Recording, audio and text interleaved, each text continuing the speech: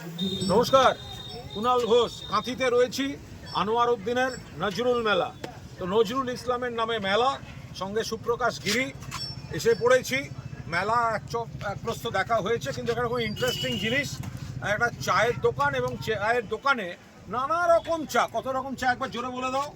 রকম চা আছে, তন্দুরি চা, মালাই চা, কেসার চা, চকলেট চা, বাটার চা, আইস কেসার চা। তন্দুর চা থেকে শুরু করে বাটার চা, সমস্ত রকম চা কি অদ্ভুতভাবে তৈরি করছে। ওই যে ওটাকে গরম করছে, ওইটাকে গরম করছে আগুনে, ওইটা আবার গিয়ে চায়ে পড়বে, দিয়ে তন্দুর চা তৈরি হবে, তাই তো? এটা কতক্ষণ গরম হবে? এটা কি আবার ওখানে যাবে? তো ওইটা ওখানে দিয়ে ফ্লেভার চলে আসবে। হ্যাঁ, ওখানে দিলে এই তন্দুরের ফ্লেভারটা চলে আসবে।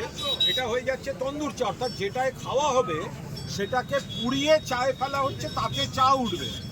এবার এইখানে বিভিন্ন ধরনের যে চায়ের, অন্যদিকে মেলায় অন্যান্য সাংস্কৃতিক অনুষ্ঠান, আবার শুনছি কাল পরশুর মধ্যে সব ভোজপুরি গায়ক আসবে।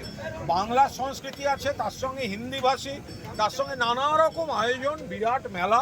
ফলে এই যে এটা চলে আসছে একটু আগে লাগবে স্যার। তন্দুর চাটা তৈরি হচ্ছে। এই যে তন্দুর চা তৈরি হচ্ছে, মানে ওইটার উপর দাঁড়িয়ে এবার চাটা তৈরি হবে, সেই চাটা খেতে হবে। ফলে এটা হচ্ছে তন্দুর চা। ফলে যারা এই কাঁথির চারপাশে আছেন বা যারা এইসব দিকে আসছেন, নজরুল মেলা আনোয়ার কত তারিখ অবধি আছে?